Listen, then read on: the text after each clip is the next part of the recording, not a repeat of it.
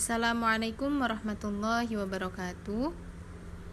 Kami dari kelompok 2 akan mempresentasikan hasil diskusi kami, yaitu Manajemen Kualitas dan Evaluasi Sistem Informasi Pendidikan.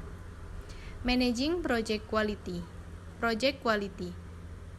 Konsep dasar kualitas proyek, yaitu kesesuaian produk atau layanan yang dihasilkan dengan persyaratan, kebutuhan, dan ekspektasi pemangku kepentingan. Fokus utama pada keefektifan proses dan kepuasan pelanggan. Yang kedua, ada 3 dimensi kualitas.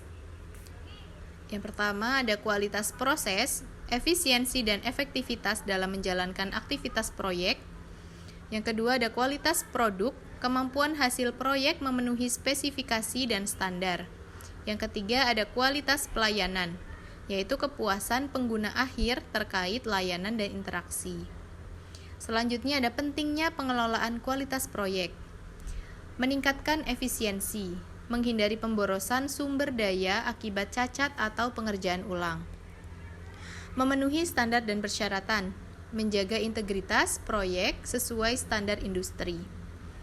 Lalu, meningkatkan reputasi. Hasil proyek berkualitas memperkuat kepercayaan klien dan pemangku kepentingan. Yang ketiga ada proses manajemen kualitas proyek. Manajemen kualitas proyek mencakup 3 proses utama. Ada perencanaan kualitas, menentukan standar kualitas yang relevan, dan mengembangkan kebijakan, prosedur, dan metrik untuk memastikan kualitas. Yang B, pengelolaan kualitas atau manage quality.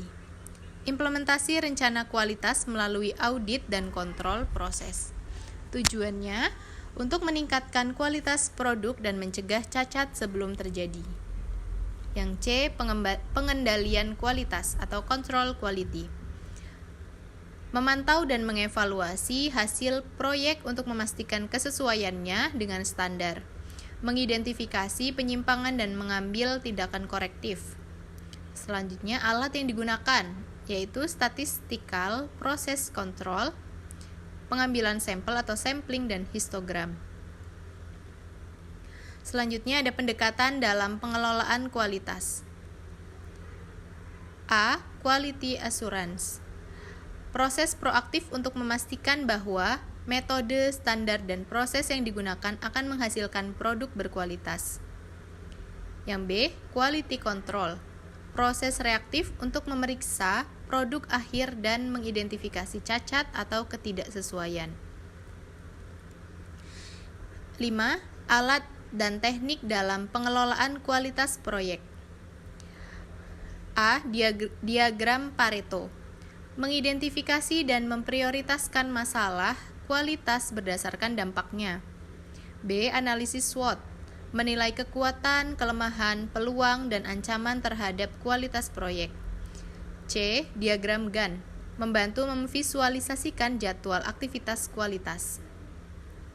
6. Tantangan dalam pengelolaan kualitas proyek. Perubahan kebutuhan pemangku kepentingan. Ketidakjelasan atau perubahan spesifikasi selama proyek berlangsung.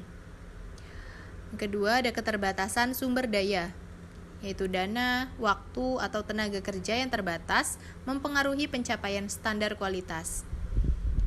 Yang ketiga, komunikasi yang kurang efektif. Informasi yang tidak disampaikan dengan baik dapat mengganggu implementasi kualitas. Selanjutnya ada strategi untuk sukses dalam pengelolaan kualitas. A. Pelibatan pemangku kepentingan, melibatkan klien, tim, dan pihak terkait sejak awal perencanaan kualitas. B. Pelatihan dan pengembangan tim. C. Review dan evaluasi berkala, atau melakukan audit internal untuk memantau kemajuan.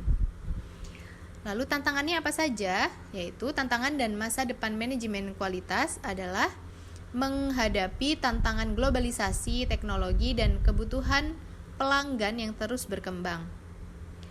Dan integrasi teknologi baru seperti kecerdasan buatan atau AI untuk mendukung pengelolaan kualitas di masa depan.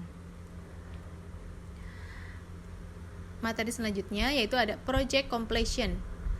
Apa itu project completion atau penyelesaian proyek?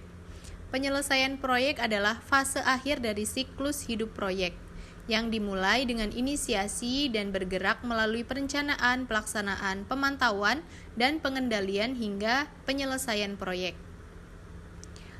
Lalu ada project completion report. Apa itu laporan penyelesaian proyek? Nah, ini adalah dokumen yang memberikan gambaran umum proyek dan dibuat untuk memberikan ringkasan proyek kepada pemangku kepentingan. Yang termasuk dalam laporan penyelesaian proyek adalah tujuan dan sasaran awal proyek serta pernyataan yang menunjukkan bagaimana proyek mencapai tujuan dan sasaran tersebut. Selanjutnya ada Project Completion Certificate atau sertifikat penyelesaian proyek. Nah, ini adalah dokumen hukum yang menyatakan bahwa proyek telah selesai sesuai dengan kontrak. Lalu ada Project Completion Checklist, daftar periksa penyelesaian proyek. Karena penyelesaian proyek sama pentingnya dengan fase lain dari siklus hidup proyek, maka penyelesaian proyek harus mendapat perhatian yang sama seperti yang diberikan pada perencanaan, pelaksanaan, dan lain-lain. Namun banyak jalan keluar yang harus diselesaikan sebelum proyek dapat diarsipkan dan benar-benar selesai. Checklist atau centang hitam pada daftar ini untuk memastikan penyelesaian proyek selesai. Yang pertama ada tinjau kriteria keberhasilan proyek, ada pastikan semua hasil proyek, lalu melakukan evaluasi pasca proyek, membuat laporan penyelesaian proyek, menulis sertifikat penyelesaian proyek, menutup kontrak, arsipkan dokumen proyek, lalu lakukan pembayaran akhir, dan adakan rapat pasca mortem atau pasca proyek selesai, dan bebaskan tim proyek. Selanjutnya ada evaluasi proyek sistem. Metode evaluasi proyek dapat bervariasi tergantung pada jenis proyek, tujuan evaluasi, dan teknik atau konteks yang relevan. Berikut adalah beberapa metode evaluasi proyek umum yang dapat digunakan. Yang pertama, analisis biaya dan manfaat. Yang kedua, analisis return on investment. Yang ketiga, analisis sensitivitas. Yang keempat, analisis resiko. Dan yang kelima, metode penilaian multikriteria. Dan yang terakhir adalah evaluasi kualitatif. Lalu ada tahapan evaluasi proyek. Tahapan evaluasi proyek umumnya melibatkan beberapa langkah penting. Berikut adalah beberapa tahapan yang umumnya terjadi dalam proses evaluasi ini. Yaitu ada penentuan tujuan evaluasi, identifikasi kriteria evaluasi, pengumpulan data, analisis data, penilaian dan perbandingan, identifikasi kelemahan dan rekomendasi, komunikasi hasil evaluasi, implementasi tindakan perbaikan. Yang terakhir ada tujuan evaluasi proyek. Apa saja tujuannya? Yang pertama, mengukur kinerja. Yang kedua, mengidentifikasi kelemahan dan kendala. Yang ketiga, mengukur dampak. Yang keempat, meningkatkan akuntabilitas dan transparansi. Yang kelima, mendukung pengambilan keputusan. Yang keenam, meningkatkan efektivitas pengelolaan proyek. Kesimpulannya, manajemen kualitas dalam proyek adalah kunci keberhasilan. Dengan perencanaan yang tepat, implementasi standar, dan evaluasi berkala, tim proyek dapat memastikan hasil yang memenuhi atau melampaui ekspektasi pemangku kepentingan, sekaligus mengoptimalkan efisiensi sumber daya. Cukup sekian presentasi yang dapat kami sampaikan. Kurang lebihnya kami mohon maaf, dan kepada Allah kami mohon ampun. Wassalamualaikum warahmatullahi wabarakatuh.